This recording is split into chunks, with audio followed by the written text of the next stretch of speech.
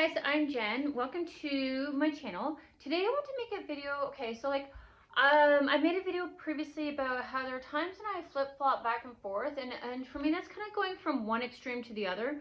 And I find when I'm doing this, I'm like kind of in a situation where I'm like, okay, I'm looking for a solution and I need one. And I've done this before.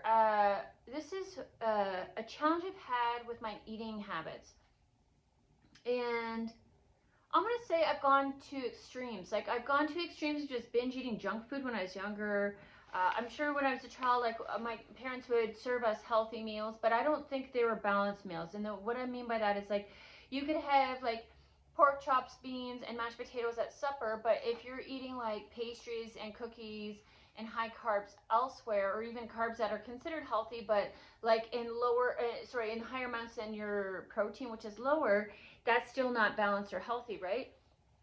And so this is something I've been working on my eating for a long time. I remember when my kids were younger, it was easier when my kids were younger because I really wanted them to eat healthier. But the thing is, like, what I thought was healthier than what I think my parents ate and what I ate when I was younger, in my 20s, which doesn't say much.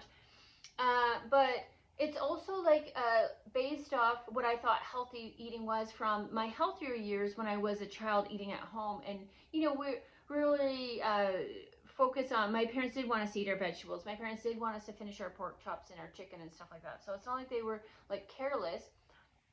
They did have like some structure there. It's just, to me, it's out of balance, right? And so like there's times when you think you're eating healthy, but it's still not enough or good enough. And so when I first started struggling with really physical issues in 2020, I would say, I was noticing, this is near the end of me leaving my letter carrier job, where I noticed my belt, I had more bloating, and when you have to wear a satchel with the belt, and I was feeling more pressure there and discomfort, which is weird because I was walking 3 to 4 hours a day, that's why I was like, why am I getting that? That's weird. I exercise often. So it's not just about exercise, it's not just about eating, it's not just about working, it's not just about resting. Like there's a balance that we need in life. And so this is challenging, especially when you've grown up with childhood trauma where you don't know where the abuse is coming from, you can't recognize what it is.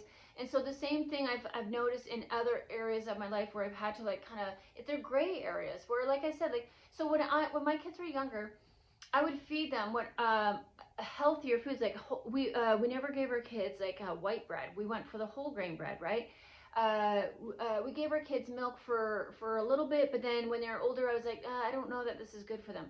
And what else? I'm trying to think. We never gave them those. This is some areas where me and their dad agreed on. Like we didn't give them those Kool-Aid jammers. We didn't buy juice on a regular basis. That was more like a special occasion. We definitely didn't give our kids pop like when they're younger. That happened more in their teenage years, where I thought they could, like, I guess, acclimate it better, like digest it better. In my mind, it's like, as a child, you're not allowed to have too many sugar treats, but as an adult, adults are allowed to have sugar treats because they're adults. And I think there's a lot of weird belief systems around this too. Like, I see this with, sex and sexual content and things like that. Like you can't watch this when you're a kid, but when you're older, you're allowed to indulge in X-rated material, which is such a weird belief system. Because you're an adult, you can exploit people and their bodies. Like that's something when I came across some of these things, it's kind of like the idea with we teach our kids not to stare. It's rude to stare, but like grown men are like, it's like normalized that grown men can stare down a woman and her body and her personal body areas, and we just say men are men, that's just what men do, that's boys will be boys kind of thing, which is such a weird. And when I started seeing kind of these conflicting ideas that were connected, this was happening all through, I think, since not just when I was in relationships. I definitely felt like something was off when I was expected to tolerate this kind of behavior, and so yeah, it got me thinking. And so like the same goes with our food. I know for me, I've been challenged with, like, for one, like you can't get like a real answer. Like I think they just changed the food map or whatever it's called, the food triangle, the food guide, and and we're learning new things about different foods, and I think it's like saturated fats, and not all fats are bad for you. Some fats are actually really good for you, and no fats is actually not good for you. And the differences between certain carbs, and then we got glycemic indexes, which I've got in my hand here, because what I'm trying to do is I find like I'm going back and forth between like, I think of keto, and it's not bad, but I still get negative reviews from it, in the way like people lose their hair when they're on keto, and it is a quick way to lose weight, but I don't want a quick answer. Sorry, I got eye crusties. I don't want a quick answer. I want a solution. And so it's not necessarily just about the weight. For me, it's about building muscle. It's also like I enjoy making food. I enjoy eating food. And so those are all things I have to put into like my meal prep and planning, and what I'm gonna buy and what I'm not. And so I'm having to revise this, and I made a, like earlier on this week, I was planning to do like a whole week of just like ground beef and sauerkraut, just to kind of get my system like calmed down. But this is what I thought was interesting too, is like, here's the thing. I know what I can determine. Like a lot of this I'm just doing on my own. I don't have money for a nutritionist. I don't have money for a dietitian. I don't really trust a lot of the information. Like I've never gotten any sort of real nutritional information from a general doctor, a general physician. So I feel like I'm lacking in some expertise here. And so I've had to do this on my own, which I've done a lot. I've done a lot of this. I haven't had a lot of experience with therapists. I had to find for myself how to work through what I was experiencing mentally and emotionally. And so now I'm doing it physically and with my health. And so it's challenging, because like when you have memories of the past and what you did in the past, and you didn't see fast results in the way that like I could eat whatever I wanted whenever I wanted, and I never seemed to gain weight. Well, that changes, not just because of age, but also because of like tolerance and a lack of it. Like just like in abusive situations, your body, I think, can no longer tolerate certain bad habits in your eating, right? And so now I'm looking at, and so some people could watch this and be like, duh, like, what do you think you're doing? And it's like, but that's the part where it's challenging in these gray areas.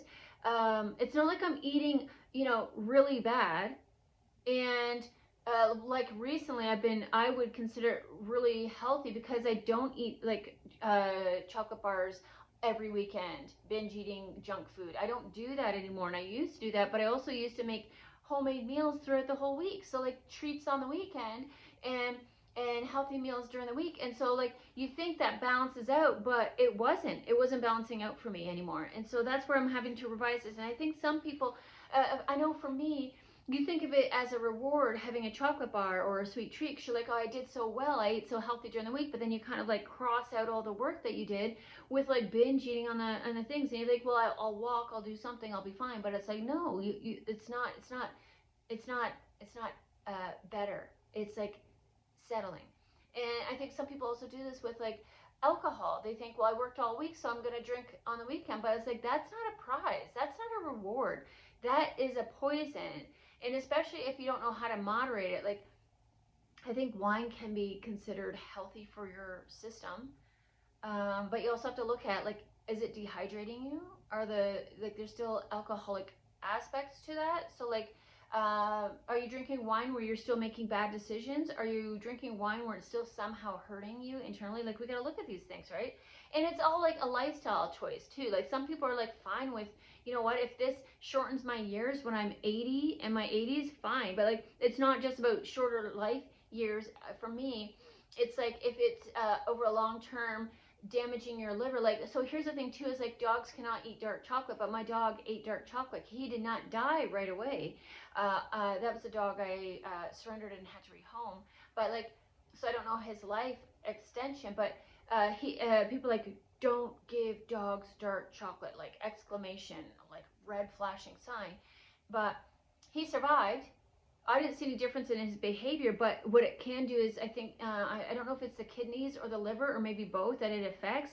And so it does damage along the way.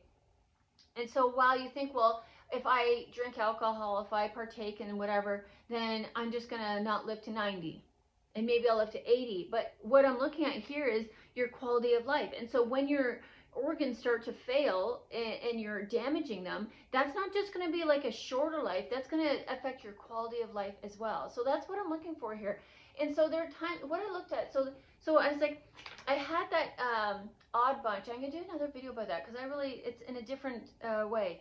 But when I got that odd bunch, all I saw were these beautiful vegetables and produce sitting in front of me, and they were so colorful, and I'm like, I just want to eat these. And I'm like, I can't because I'm supposed to be doing this like sort of, I wouldn't say, I mean, because there's sauerkraut, it wouldn't be considered true carnivore, but that was the idea. Was I had broccoli from the bunch, and I was looking at low sugar items, right? And this is kind of conflicting too, because this is why I don't like AI either. So I can look on here, and apples are low on the glycemic, but when I thought they were high in sugar when I go to look at what I can't eat. I remember reading something where apples are not great when you're like, so I'm getting a lot of like misinformation. Here's a confusing part too. Excuse me. So I'm also looking. This is what kind of got me revising. So I revise. Sometimes I'm like, I'm going to do this for a week, and I'm like, well, no, I can't do this for a week because it's actually on an extreme level. It's still an extreme. It makes sense. It's still carnivore-y, you know? And even for a short term, it seemed like it was beneficial, yes, to remove the excess water from my system. That's helpful. But the problem is too here is what I'm reading here. And now this is more information. These are from one is from Harvard Health.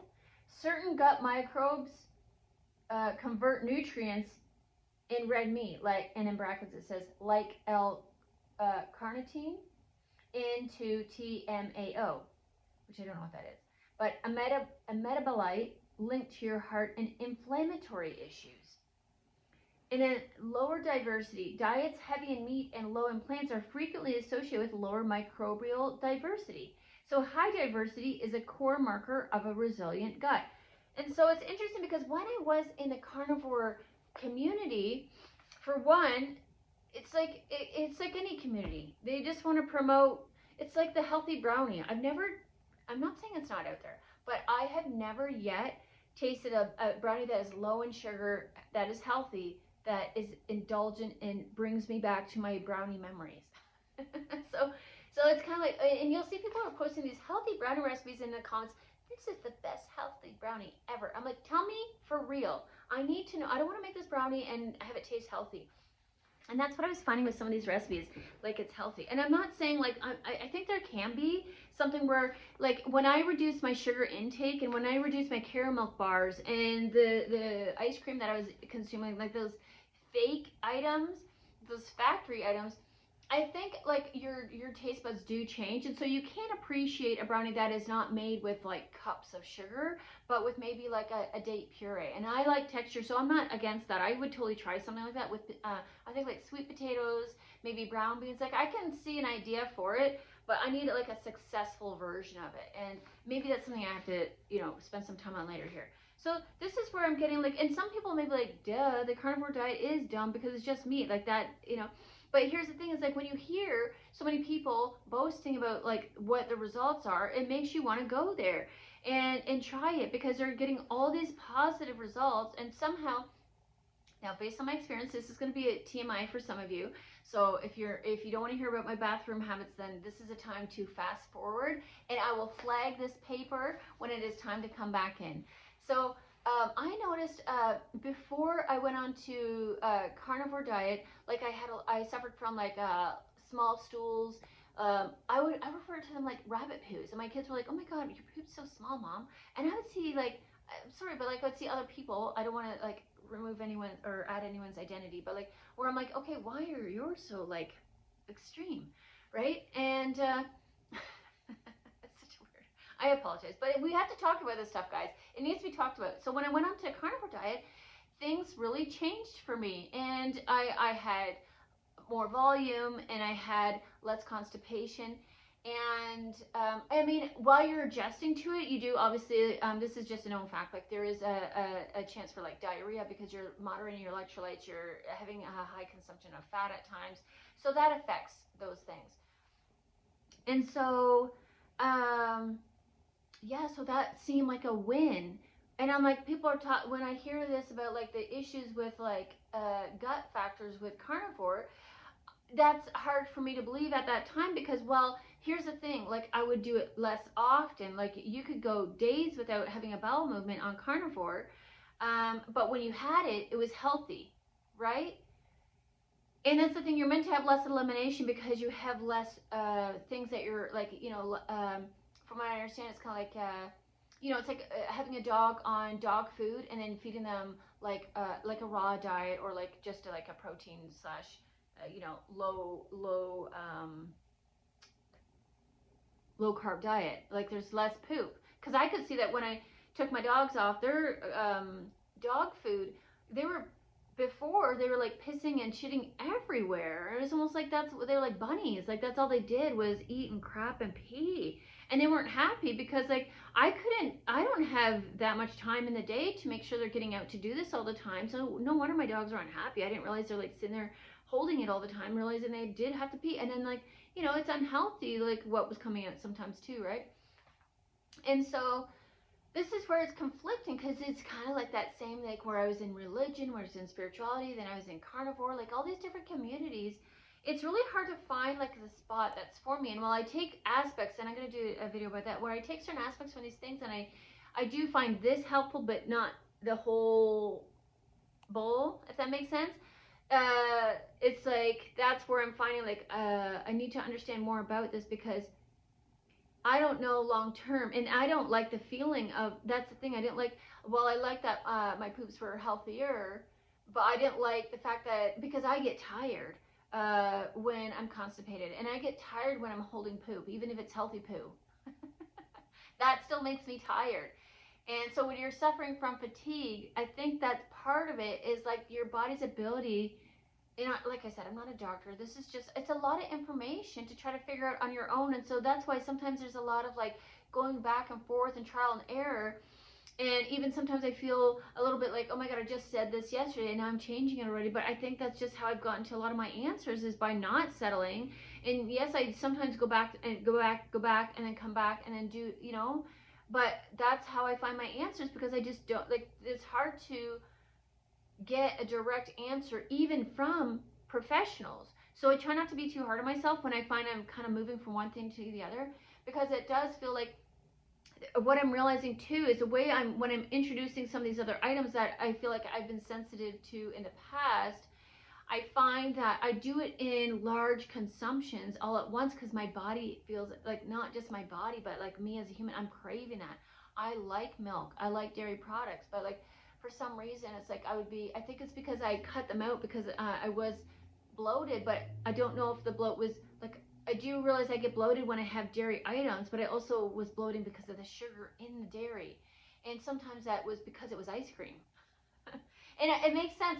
There's times where I'll try healthy dairy. So it's not like I'm just like confused as to why I'm bloating when I eat ice cream. That's not what this is.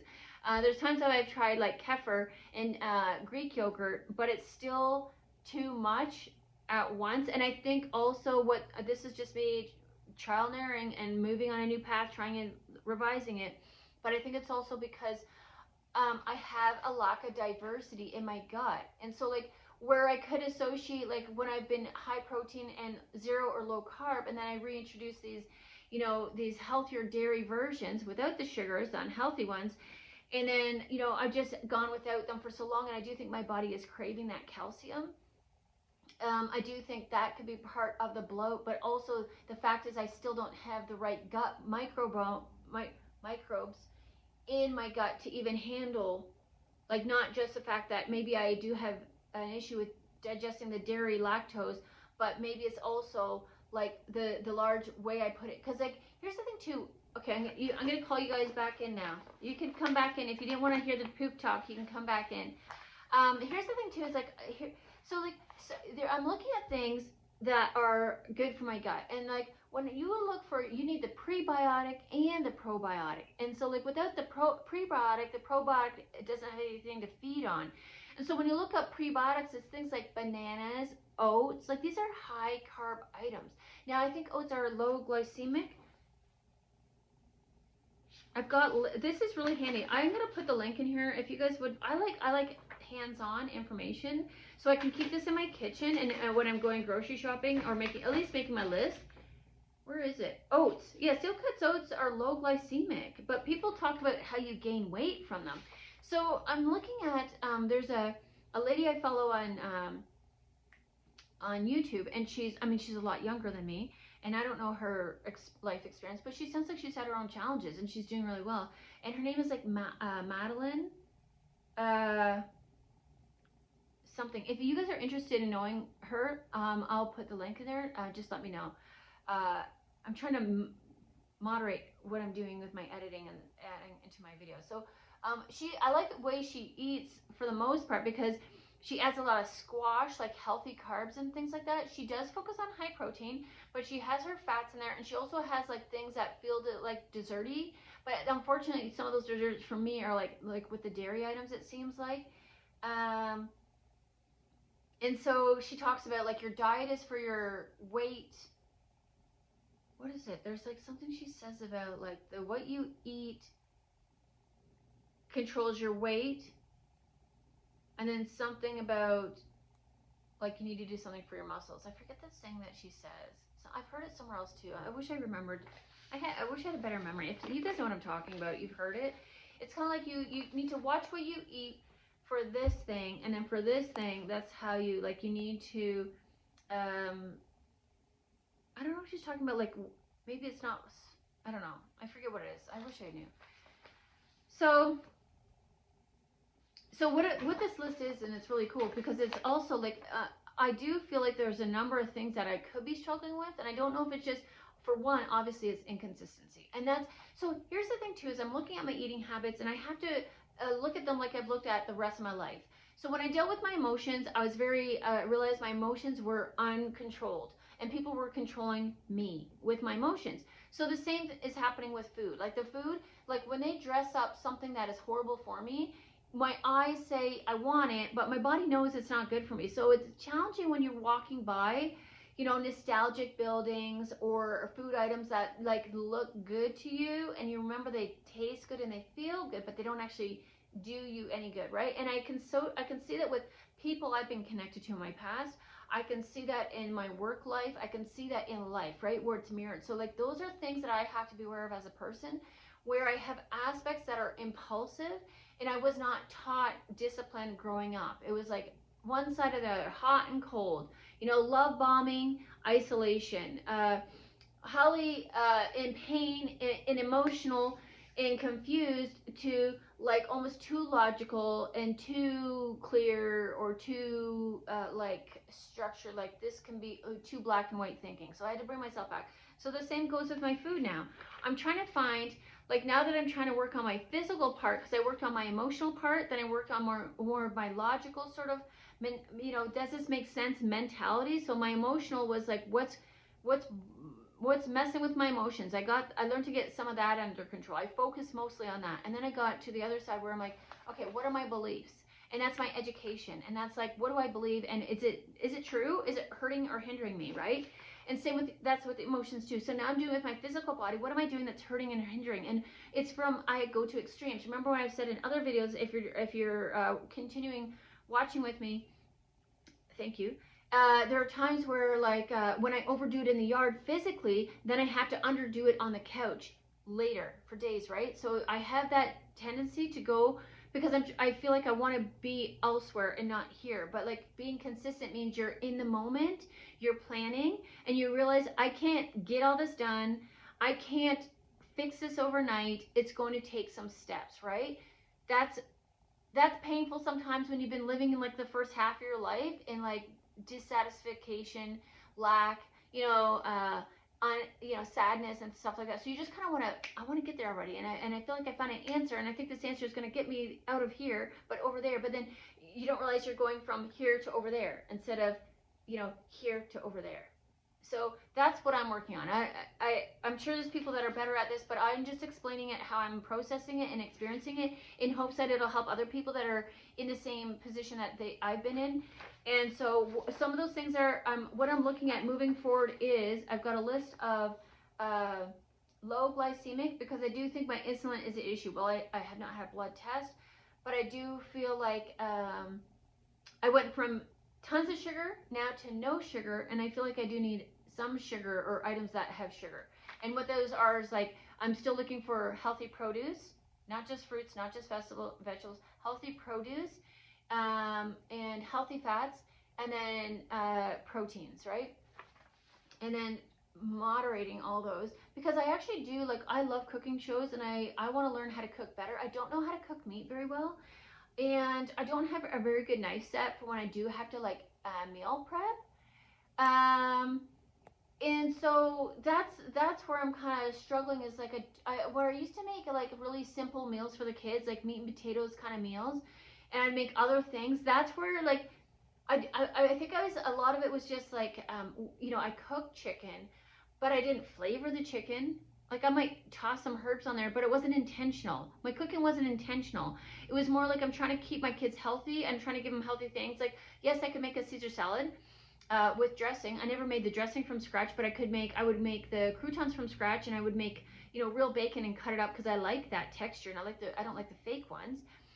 And I would grate real Parmesan cheese on top of that. So like for the most part, it was like from scratch, but not completely. And so I think that's where there are things like I would make my kids rice, and sometimes it would be from the box, but it wouldn't be soaked and rinsed, and it like this there was no flavoring. Like I've tasted people where they use like broth to cook their rice, and I've never done that before. I would like to do that because I've tasted that rice before and it tastes good, but I've never taken the time to learn culinary skills, not as a form of a professional chef, but just even to really cook. And I've just been so rushed in life because I was doing all too much at once. So I honestly feel like this is my chance coming up to learn how to cook and meal prep. And another thing I like is, okay, so I'm looking at prebiotics and probiotics. I'm going to be printing out a list. So if you're interested, let me know, and I will, I think I have this one, but like, let me know if you want these links.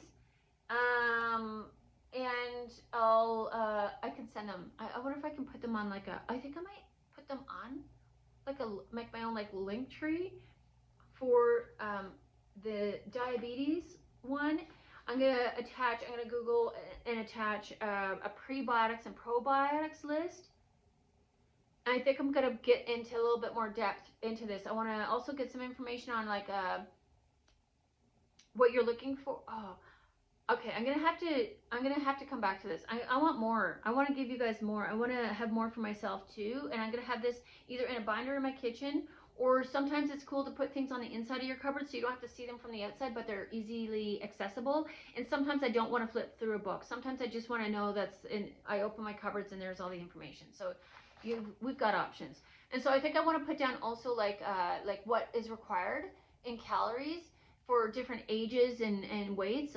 I'm not sure how I'm going to go about that, but then I also want to do something where I think I already have it somewhere, but I'm going to Google all your like macros I think required, but also in the way that like electrolytes and how you can get them. Because here's the thing, I always worry about electrolytes and am I getting enough, because I'm on a high protein diet, right? And you have to be aware of that. So like if I can, and electrolytes can be expensive too. So if I can get this in my food, and now I'm getting, see, two birds, one stone. If I can get my electrolytes in my food and my sodium, then I don't have to drink those gross things and I don't have to pay for it. But then I'm also getting prebiotics and probiotics in my food diversity, which is helping my gut, my microbiome, whatever.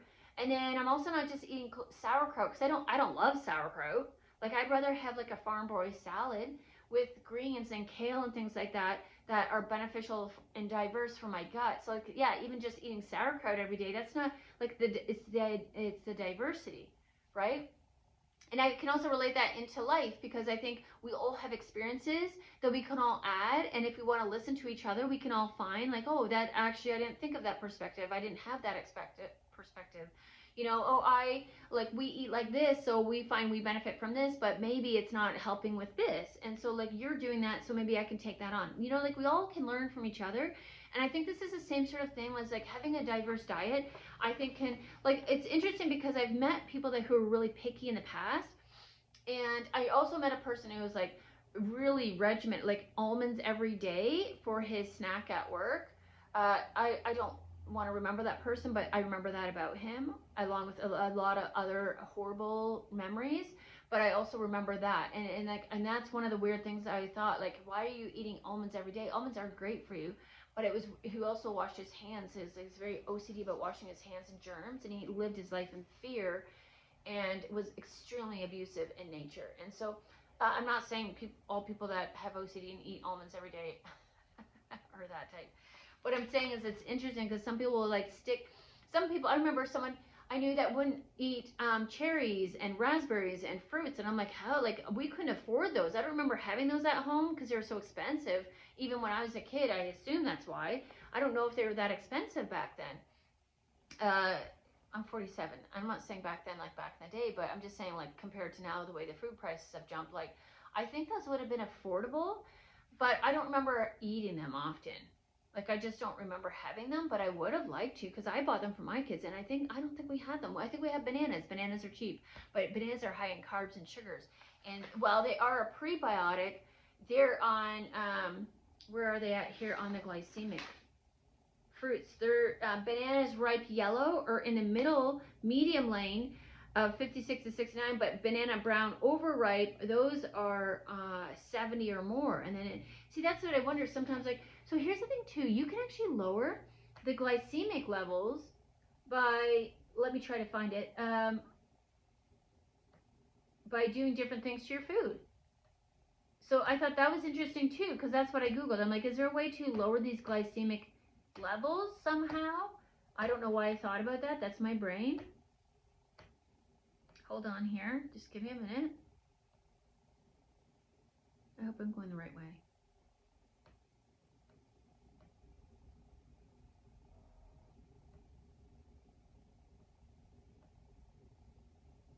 Oh, okay, hold on.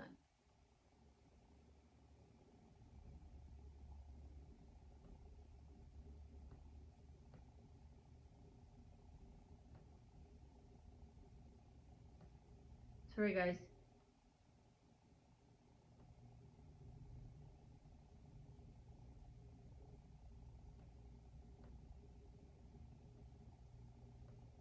Oh my goodness, I'm so sorry. I don't know how to work my computer. I don't know. I don't know how to get back to all of the pictures to find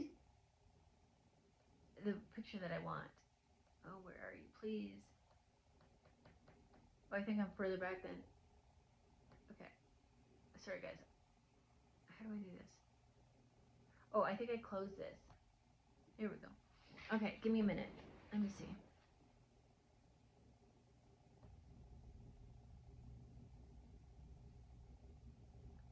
Okay, here it is.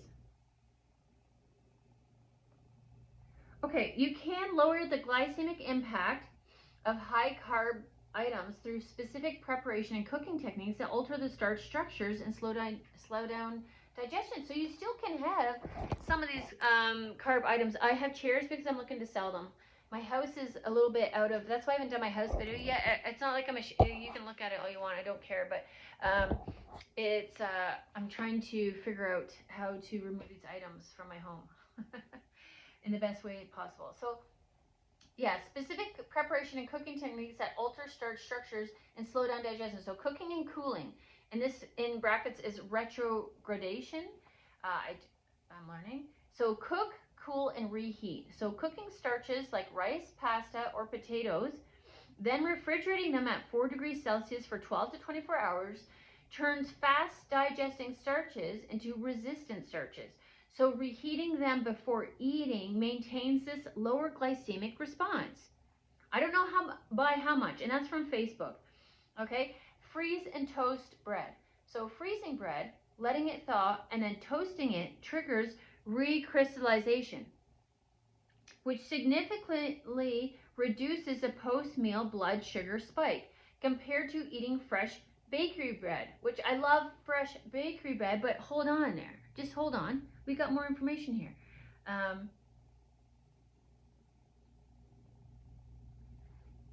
So cook pasta al dente, keeping pasta firm rather than soft. Cooking it leaves the starch granules more intact, resulting in a slower, lower glycemic index. Oh, I feel like there should be more here.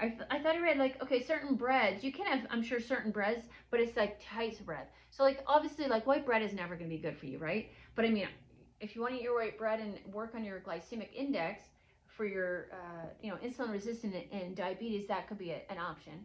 I thought I had the screenshot for that, but I don't. Okay, so the next thing is meal pairing and additives, right? So add acid. Mixing a tablespoon of apple cider vinegar or lemon juice into your meal slows down stomach emptying and delays carb breakdown. So it's interesting because I've been told to drink apple cider vinegar in order to help with breaking it down. But now they're telling me it delays the carb breakdown. Into your meal slows down stomach emptying and delays carb breakdown. So that confused me. That's from YouTube. That confused me because it's like, so isn't apple cider vinegar supposed to like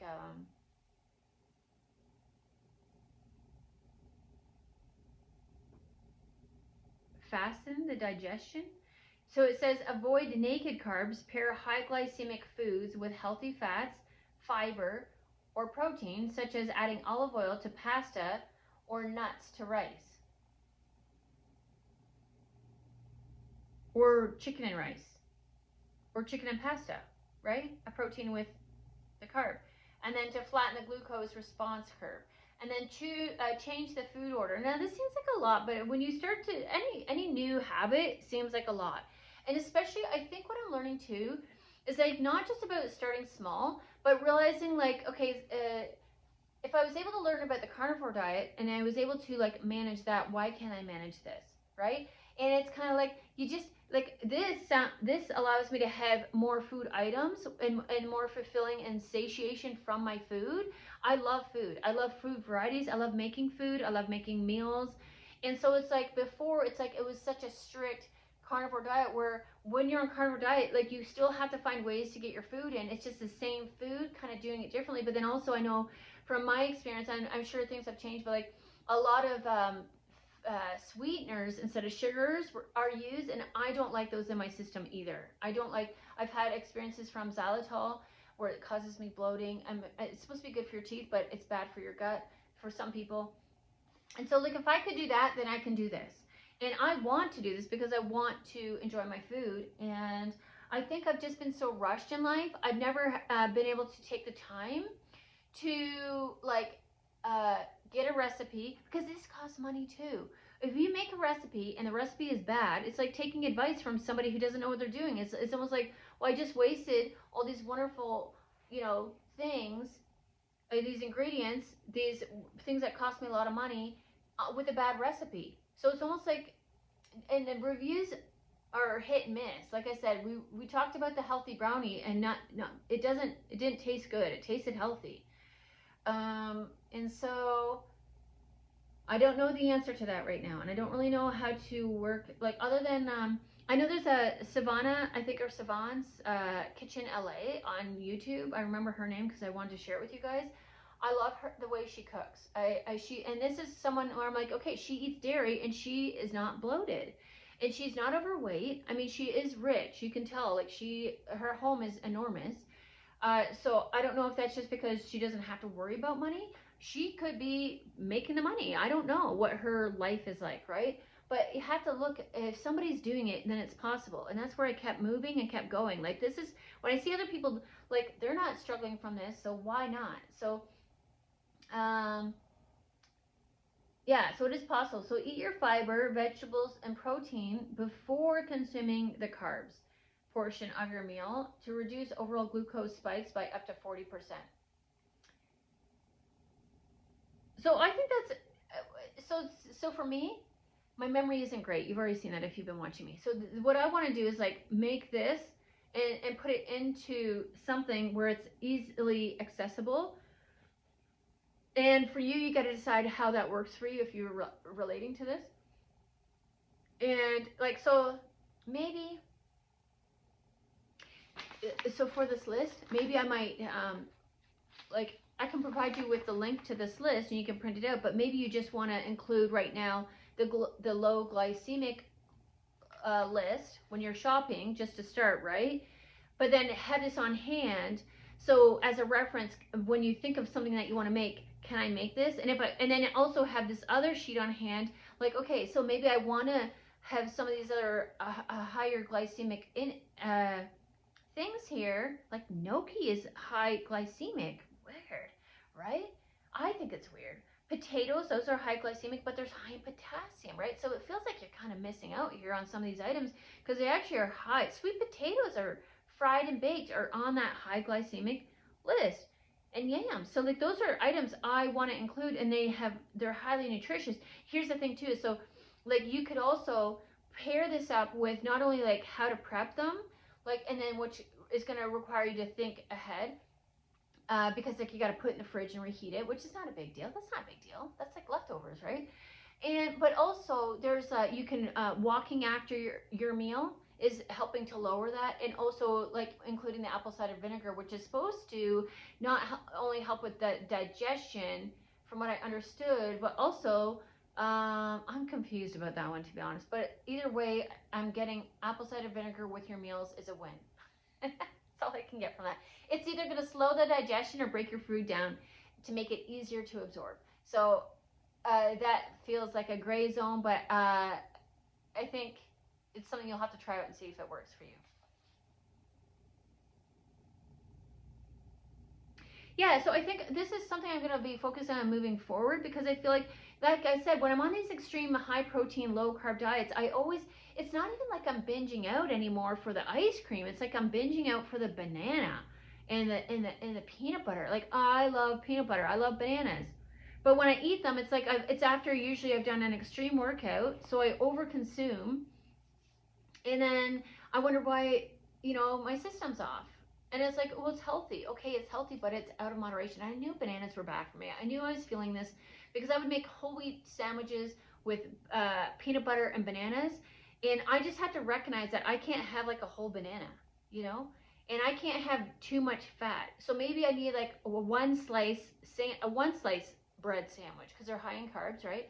But I'm also realizing I'm not getting enough of my calories in a day, which can also lead to fatigue, because I'm trying to avoid these items that have sugar in that I think could be spiking my insulin, leading me to insulin resistance and all this mess and bloat. Because too much insulin in your body can cause bloat too. So I don't know what my bloat is from. I just know when I eat, I get bloated. So is it a reaction to like an insulin spike? Is it a reaction to too much food in one sitting thing? Is it because I don't have enough digestive enzymes? There's a lot going on there, which once again is these gray areas. So it makes it really challenging, and sometimes I think it can be really defeating for people. I know for me it has been really confusing, where you just don't want to do it. It's like you're afraid to move, and you're afraid to eat, and you're afraid to breathe, and like in all these different like elements of life where the abuse is showing up. And this is still another thing. It's like not having a clear idea of what is good for you and what is not. And it's interesting because some people, it works for them and not for me. And I'm like, well, it's like what you're doing there. Like when I look at this YouTuber who, she does these exercises, and I like how she is the type to, like, if you can walk and you got free time to walk. Now, I don't know if I want to, she's a lot younger than I am, and I've learned that I need more time to rest and just sit and do stuff right now. But maybe when I change my energy, that might change. I don't like to have too much on the go. I do need downtime, and I don't know if she has downtime. I assume I don't want to assume, but like she tries to make the most out of all her time, which I do like that. I just think sometimes we have to moderate to our lifestyle and where we're at in life too. And maybe that's not me right now, but once I get my food under wraps and my exercise more managed, then maybe I'll have more consistent energy because my eating is more consistent, my nutrients are more consistent, and then that will lead me to more, instead of these highs and lows, like I literally just wake up and I'm talking to you guys and I'm yawning on a camera. I don't know. Stress is like, what, isn't it? I'm going to do it again. I know when dogs yawn, it's from stress, right? And then, and sometimes I think it's just your body needs air. Maybe I need to take a breath.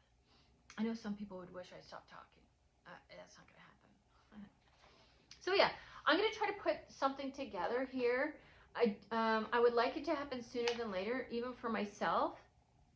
And so, you know what I'm gonna get you to do? I am gonna get you, if you want, I'm gonna see if I can make a oh, this involves the computer. I want to put the links there. I want to retrieve the information, copy and paste it to like a Word document or something, and hopefully I can share that link all together. And so if you're interested in whatever I come up with, and I'll let you know if it might just be this at first. I don't know. We'll see. I'm trying to get better, but it's challenging. But let me know if you're interested in a copy of whatever I come up with. And accepting, it may be just that I have this link, but I do want to spend some time on this because I think it's going to help me moving forward, and I need it too. I need access to this. It's, you know, Googling all the time, it's like, that's irritating. I like a hard copy. And so if you want a hard copy, you can just put hard copy in the comments of this video. And actually, I lied. You're gonna have to. How am I gonna have to email this to you? So you're gonna have to email me. I mean, I would love for you to put that in the comments too, but email me if you're interested, because my email is in there. If you're interested in this, just let me know, and I can send you whatever I come up with. And that's just gonna have to be good enough for now. I will get to this sooner than later though, because it is important. So yeah, that's where I'm at my food. This is like a food journal. I'm trying to tell you like what I'm experiencing at the time, what I'm realizing in real time, and this is what I'm doing. And so I know my kids hate when I do this because they find it confusing. I get it, but at the same time, I think it's important to see like this is how you come up with your own individual, like outside of all this noise, answers. And this is how I've had to do that because like I just find there's times when I don't know, it's almost like, yes, I think I'm pre-diabetic, I don't have, but even if let's just say if I went along with a pre-diabetic diet, like if I'm still not, if my gut isn't good, then that's an issue too. So I think I have a number of issues going on all at once, and because of my past too, and I have a deficit with electrolytes and vitamins and things like that makes sense that there's a lot going on, and there's a lot of factors to consider. So don't be hard on yourself. I'm going to be fine with myself. And it's just continually looking for an answer. And I'm pretty happy about this because on the low glycemic index, 55 or less, English muffins, whole wheat or multigrain, I really like those. I love making like egg English muffin sandwiches and things like that. Like there's a lot of options on here that make me feel pretty happy about that. Even tortillas, but I like the protein tortillas, so that would be a healthier option. I do love oatmeal, and I love adding things to my oatmeal. But those have to be organic. Those do have to be organic. Egg noodles are on the grain list. I love egg noodles. Yeah, it says here pasta. It even tells you wheat, al dente, and firm. So that's what I read on there, and it's matching on here, which I like that. I don't know what mung bean noodles are. Quinoa. I don't love quinoa. I don't love quinoa. No, I don't love it. You know what? I do like barley. I do like barley. Yeah, I think that's on there too. Barley I like. Chickpea flour, so that's good for cooking or baking with maybe. I don't know if you can do a lot with that. Like in Fun Bakery, as in like Treats Bakery, like sweets without the sugar. Another thing I like on here in grains is like popcorn, air pop though. And I was considering getting myself an air popper when I can afford it because I like popcorn and I like texture. See, I like texture. And that's the thing when I on the carnivore diet. It's like I honestly, I mean, it's either ground beef or steak, it felt like, and I just don't like some of those. I don't like the texture of, I like ribeye, but for the most part I don't like a lot of, so it's like it felt limited to me, and I think it's because it is. Like, imagine all these different ingredients, you can make all these different things. And another thing I'm really going to try to focus on too is I like bowls. What I mean by that is that, and I kind of feed my dogs like that. I like meal prepping a bunch of items, and then that way I can like see what I want or add a bunch of things, and then I like mixing my food together. I always have. Not all the time either, just sometimes I think like, let's put this all together so I get a little bit of everything in one bite. And yeah, so like I think bowls are great for meal prepping, and then giving you like, and if you have kids, I think bowls can be really helpful too, because like some kids might not like a certain food, and so you can kind of encourage them to make their own bowls. Like get a scoop so that's like portioned, but like, you know, go make your bowls, kids. And like, I think giving them that power to choose is really good for kids to gain confidence and independence, and saying like, maybe you could have like a, you know, you have to choose 2 vegetables out of the 4 vegetables. You got to choose 2, you know what I mean? Like a one protein, kind of like where you're doing the bowls at the stores, at the restaurants.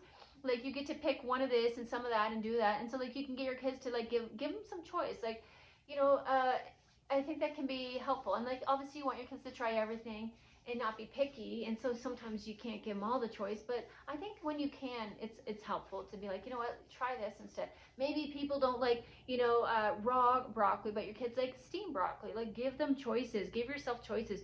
I can't handle raw broccoli. I don't really like raw broccoli. Like, I'm not mad about that. I like steamed broccoli. Does it break it down? Yeah, but it's easier for me to chew and digest. And I actually like it. I like broccoli with a little bit of salt and pepper and then some butter. And just basic like that sometimes is nice. So like, it doesn't always have to be these overly complicated recipes.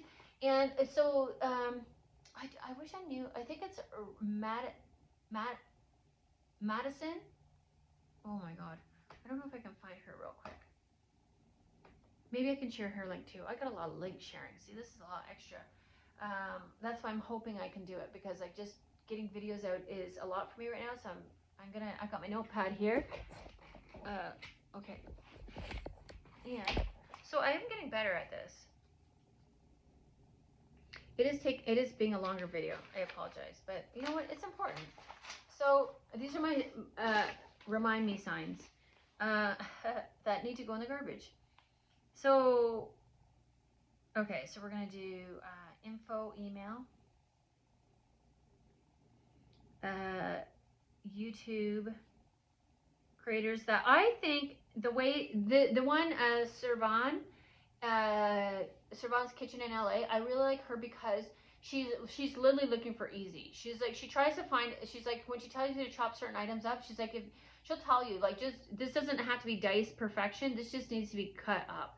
Like, just chunk it up kind of thing. Like, she really will tell you where you can save time and where you don't have to worry too much about like the preparation part, and just make it easy. And she, if there's substitutes, she'll let you know. There's usually not a lot of those, but she'll let you know, and she cooks everything.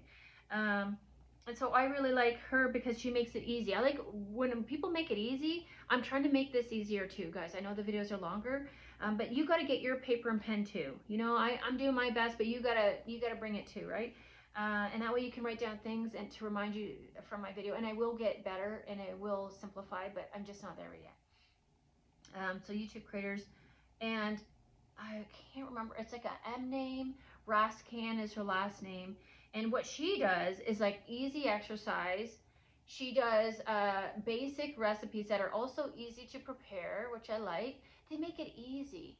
And I like that one for renovators too. Like, I find I'm saving some videos for like renovations and things like that.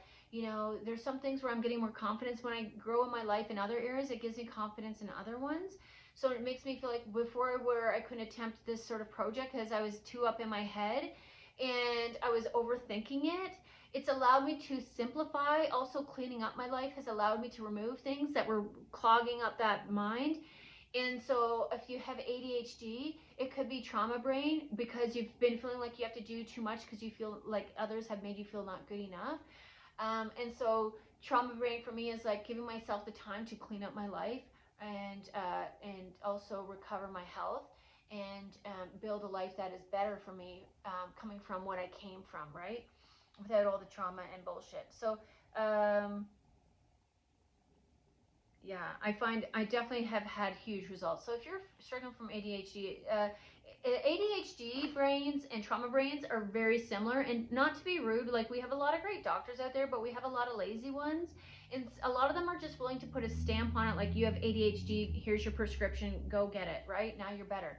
But for me, ADHD was coming from a place of mental and emotional overwhelm and a lack of education on what was my job and what was not, and what I needed to do to be happy in life, and what I didn't need.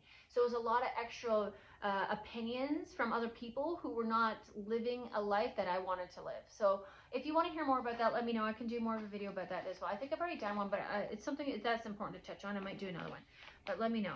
So I'm going to end it there, guys. Hopefully this is helpful. Like I said, I'm just keeping you updated on like what I'm doing that I think is more beneficial. And like I still may struggle with the bloat, but it's not going to happen overnight, because like you can get bloating even when you introduce healthy gut microbiomes, or whatever you call them, microbes, that can cause bloating too. So it's more about like sometimes you have to do something for a longer period of time to get the gain instead of be in and out. And I'm learning that, and hopefully it's helpful for you guys too. So there are ways, if you're finding this information helpful and you're capable and comfortable, I could definitely benefit through some financial donations at this time. I have a links all in the description box. Only if you're comfortable and capable. It's not expected. It's definitely appreciated. But you know what else you can do, which is very free and easy for you to do, is like this, comment on how it resonates or not with you. If there's things I'm missing that you feel like would have been more helpful, let me know, and I can like look up that stuff. I have the time right now. I just don't necessarily have the financial resources to continue what I'm doing to make this more digestible for people to quickly absorb it and put it into practice. So I could definitely benefit from that, but I could benefit from subscription, so I can get paid for my time on YouTube. That would be awesome, because they're looking at changing that as well to double the time required for viewing hours. So if you can help me in any way with that, you know, pick a list of my videos, put it on watch later, and put it on when you're not using your phone. That would be awesome. What else can you do? I mean, yeah, I think that's about it. I think that's pretty. Oh, share. I had Rashad share my video. That was awesome. I really appreciate that. That's like a first for me. I've had other people, I think, share my videos when I was on Facebook and stuff like that. I don't know. Maybe I have had it here. I just haven't seen it. I think maybe I've had people, if you've watched me for a while, you're one of my subscribers, maybe you guys have been sharing it like to yourself, which is awesome too. I appreciate that, because I have, when I look at the you know, YouTube editor or whatever it is, like I have seen shares there, but I haven't seen the share. So maybe it's just because Rashid is a subscriber and he shared it. I don't know. I don't know how all these things work. But if you shared my stuff, either way, if I've seen it or not, I really appreciate what you're doing there. It's just easier if I can see it, so I can thank you for it. But yeah, so all these things do help. I really want to grow my channel so I can help other people grow too. That is my passion. That is my purpose. But I need some backing.